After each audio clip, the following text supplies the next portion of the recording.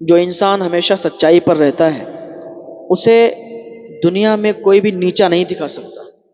ہمیشہ سچ بولو، سچ پر قائم و دائم رہو، آپ ہی آگے رہو گے سب سے، کیونکہ سچائی ایک ایسی طاقت ہے کہ وہ کبھی بھی آپ کو رسوا نہیں ہونے دے گی۔ ہمیشہ سچائی پر قائم رہو۔ دو دوست تھے، بہت زیادہ قریبی، بہت زیادہ اچھے دوست، لیکن دوستوں میں بھی جب درار پیدا ہوتی ہے تو کبھی وہ ایسی ویسی چیز کی وجہ سے درار پیدا نہیں ہوتی ہے۔ ہمیشہ جب بھی دوستوں میں درار پیدا ہوتی ہے، دولت کی وجہ سے، پیسوں کی وجہ سے۔ ایک بہت اچھا دوست ہو آپ کا اور آپ اس سے ادھار لے لینا، پھر دیکھنا کہ آپ کی وہ دوستی کیسے ٹوٹتی ہے، آپ کی وہ دوستی کیسے داغدار ہوتی ہے۔ بہت کم لوگ ہوتے ہیں جو ایسی دوستیاں جن کی باقی رہتی ہیں۔ جو جگری دوست ہوتے ہیں وہ آپس میں ادھار دیتے ہیں، پھر بھی ان کی دوستی برقرار رہتی ہے، ورنہ 80-85% ایسی دوستیاں میں نے ٹوٹتے ہوئے دیکھی ہیں، ان میں درار پڑتے ہوئے دیکھی ہے کہ پیسوں کے معاملے میں، کہ بھائی دوستی میں ادھار دے دیا تو پھر ان میں جو ہے بن بگڑ گئی بات۔ تو یہ جو دو دوست تھے یہ آپس میں بہت زیادہ گہری گاڑی دوستی تھی، کام کرتے تھے۔ ایک دن ان کو کام کرنے پر زیادہ پیسے مل گئے، تو ایک کہتا تھا کہ میں نے زیادہ محنت کری، دوسرا کہتا تھا نا میں نے زیادہ محنت کری۔ دونوں دوستوں میں اس بات پر جھگڑا ہو گیا۔ وہ کہتا تھا میں زیادہ محنتی ہوں، میں نے زیادہ محنت کی، مجھے زیادہ پیسے دو۔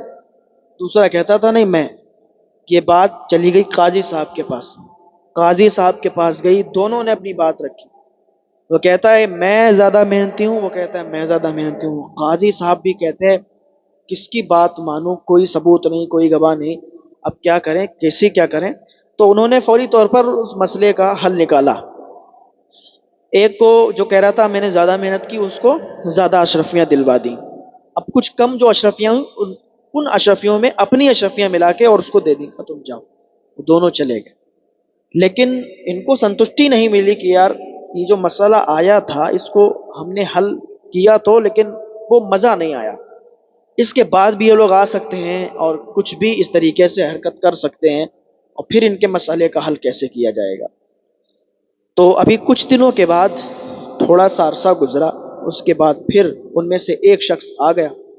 آنے کے بعد کہنے لگا قاضی صاحب میں نے اس کو 10 اشرفیاں دی تھی ادھار کے طور پر، وہ میرے اشرفیاں نہیں دے رہا ہے۔ ادھار تو لے لیا، ادھار کے ٹائم تو اس کا منہ پھیل گیا، لیکن اب جب میں مانگتا ہوں تو وہ دیتا نہیں ہے۔ قاضی صاحب نے کہا اس کو بلاؤ۔ جب اس کو بلایا گیا، وہ آیا تو قاضی صاحب نے کہا کہ بھائی تم نے اس کی اشرفیاں لی؟ اس نے کہا حضور کیسی بات ہے، میں نے اس کو الٹا 10 اشرفیاں دی ہیں، اور آپ کے تو میں نے لی، اس کو میں نے اشرفیاں 10 دی ہیں، میری اس پر اشرفیاں ہیں، اس کی میرے پہ نہیں ہے۔ تو قاضی صاحب کا پھر دماغ خراب ہو گیا، پھر ان کا جو ہے دماغ ہل گیا کہ بتاؤ، وہ کہتا ہے کہ تم نے لی، وہ کہتا ہے کہ تم نے لی، اب یہ مسئلہ کیسے حل ہو؟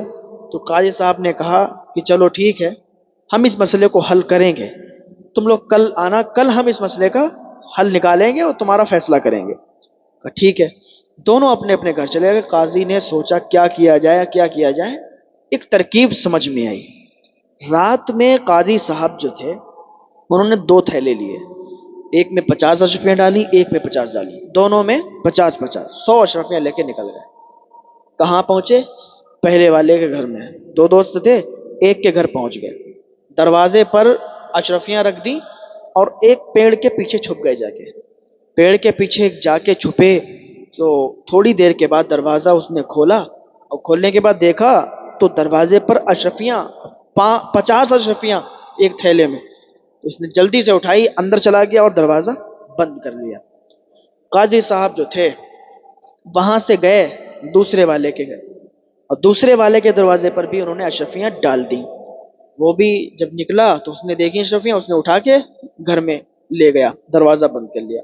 قاضی صاحب آئے پہلے والے کے دروازے پر، دروازہ کھٹکھٹایا، دروازہ کھٹکھٹانے کے بعد وہ اندر سے اس نے فوراً دروازہ کھولا اور نکلا۔ ہلکی ہلکی بارش ہو رہی تھی، تو قاضی صاحب نے اپنا بھیس بدل کے گئے تھے کہ دوسرا کوئی پہچان نہ پائے، تو انہوں نے بھیس بدلا ہوا تھا، تو اس سے کہنے لگے کہ بھائی میں ایک مسافر ہوں، مجھے اپنے گھر میں پناہ دے دو، رات کا یہ حصہ ہے، رات کا ٹائم ہے، میں کہاں جاؤں گا؟ اگر تم مجھے اپنے گھر میں پناہ دو گے تو اچھا ہوگا، اور ہم آپ کے بہت شکر گزار ہوں گے۔ اس نے کہا بھائی یہ تو بہت اچھی بات ہے کہ آپ نے ہمیں مہمان نوازی کا شرف حاصل کروایا، آپ آئیے نا میرے گھر پہ، آئیے اندر آئیے۔ تو اتنی رات میں واقعی بات ہے، آپ کہاں جاؤ گے؟ اچھی خاصی اس نے جو ہے خدمت کی، کھانا تیار تھا، کھانا کھلایا، اور کھلانے کے بعد کہا آپ آرام کر لو یہیں پر۔ تو اس نے کہا نہیں آرام نہیں۔ اس نے اپنے جیب پر ہاتھ ڈالا تو کہا یا اللہ۔ تو اس نے کہا کیا ہوا، کوئی بات ہو گئی کیا؟ تو کہا ارے میرے پاس 50 اشرفیوں کا تھیلا تھا، میرا تھیلا ادھر ہی کہیں گر گیا، 50 اشرفیاں تھیں۔ تو اس نے کہا ہاں ایک تھیلا مجھے ملا ہے، اس میں 50 اشرفیاں ہی ہیں۔ تو کہا 50 اشرفیاں دکھاؤ نا۔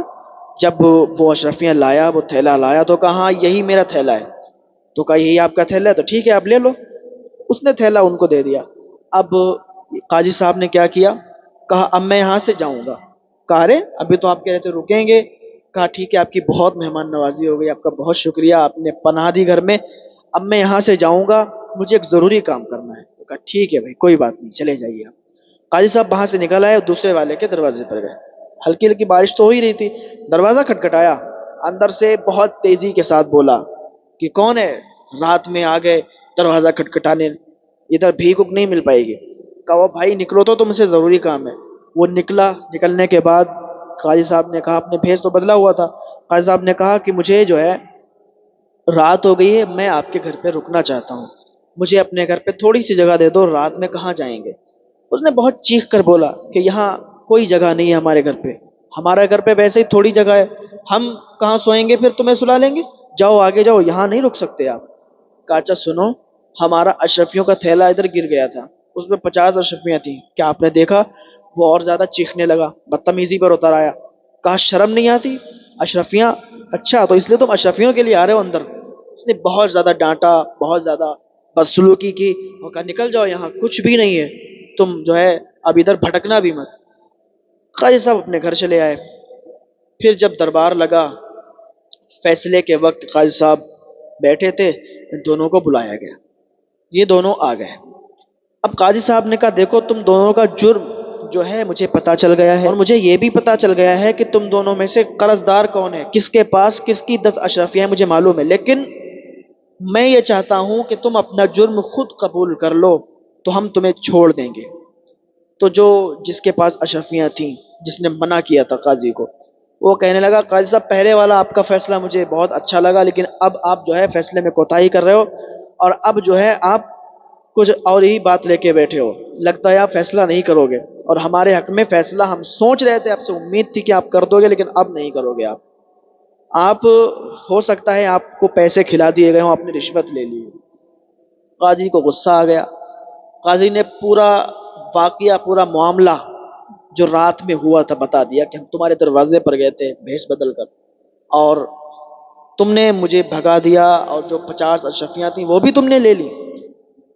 تو اس نے کہا قاضی صاحب کیا بات کر رہے ہو آپ، ہم نے تو ایسا کیا نہیں، اس نے انکار کر دیا۔ قاضی کو غصہ آ گیا، قاضی کے سامنے تو تھا ہی سب معاملہ، قاضی نے اس کو قید خانے میں ڈلوا دیا، اور وہ جو دوسرا والا تھا اس کی بہت تعریف کی، اور اس کی 10 اشرفیاں بھی اس کو واپس دیں، اور قاضی الگ ہی منصوبہ لے کے ان کے گھر گیا تھا۔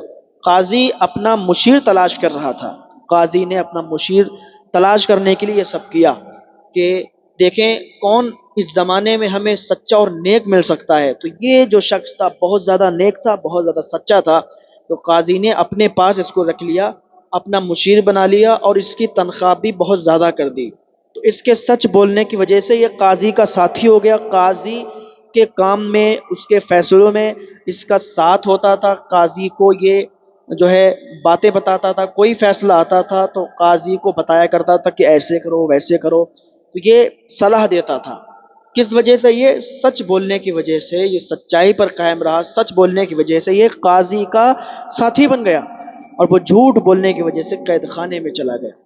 تو کہنے کا مقصد یہی ہے کہ آپ سچ بولتے رہیں، دنیا کے لوگ آپ کو کچھ بھی نہیں کر سکتے، آپ سچائی پر قائم ہوتے